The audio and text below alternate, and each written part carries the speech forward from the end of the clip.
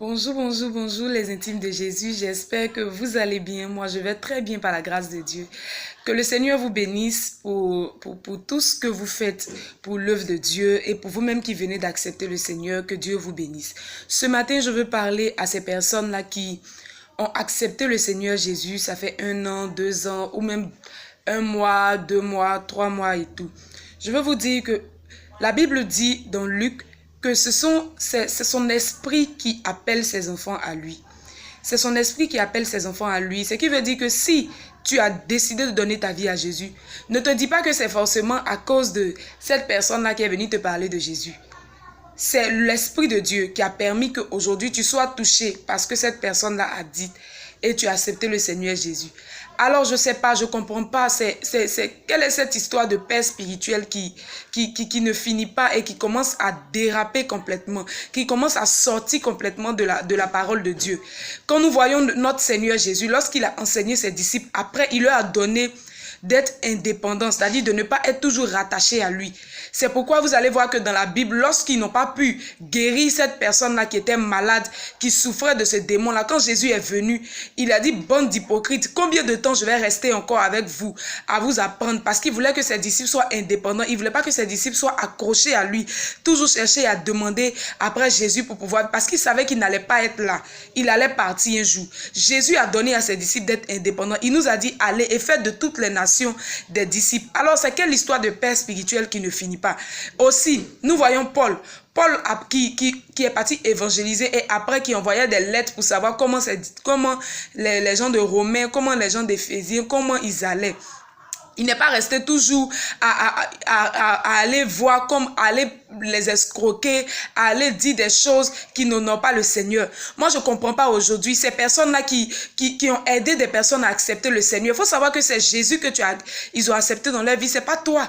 Alors pourquoi tu leur imposes ces choses, des choses qui n'honorent pas le Seigneur et finalement, on dérape complètement de la parole de Dieu. D'autres vont dire aux gens, non, celui-là n'est pas fait pour toi. Ils vont dire à la personne, il faut quitter ton travail. Ils vont dire à la personne, il faut m'envoyer telle somme, il faut payer forcément la dîme chez moi. Mais mon frère, tu as quel problème? Tu as quel problème? Tu dérapes complètement de la parole de Dieu.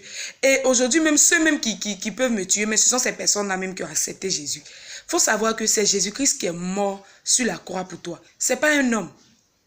C'est Jésus-Christ qui est mort sur la croix pour toi. Ce n'est pas ton père spirituel. Ce n'est pas ta mère spirituelle. Quelle est cette histoire? Regarde, ton seul père spirituel, le meilleur père spirituel, la meilleure mère spirituelle, c'est la Bible, la parole de Dieu. Les chrétiens sont devenus trop paresseux. Il faut que quelqu'un lise pour venir te parler. Pourquoi? Toi-même, il faut prendre ta Bible. Il faut méditer les paroles qui sont là-dedans. Il faut méditer de la Genèse jusqu'à l'Apocalypse. Tu vas comprendre ce que Dieu veut que nous fassions. Tu vas voir que tout est dans la Bible. Ce qui te fatigue en ce moment, le problème de famille que tu as, c'est dans la parole de Dieu. Le problème de femme que tu as, c'est dans la parole de Dieu. Le problème d'enfant que tu as, c'est dans la parole de Dieu. Donc si tu ne médites pas sa parole, tu ne comprendras rien dans la parole de Dieu. Et tu vas rester là toujours à te faire escroquer par des personnes. Cette personne-là t'a aidé à accepter le Seigneur, mais c'est pas lui qui est mort sur la croix pour toi, c'est Jésus-Christ. Accepte Jésus dans ta vie. Tu l'as accepté dans ta vie, là. Médite sa parole, il va t'enseigner.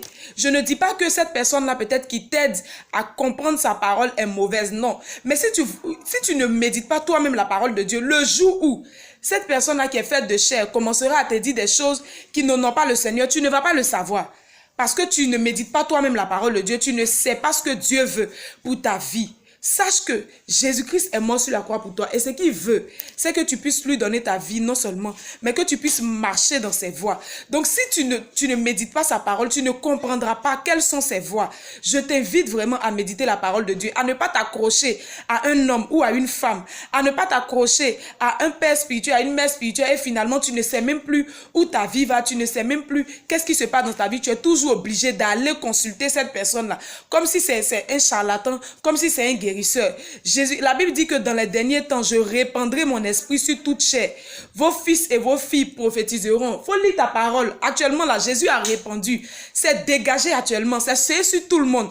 Une fois que tu t'accroches, tu médites ta parole, il va te parler. Il parle tantôt d'une manière, tantôt d'une autre.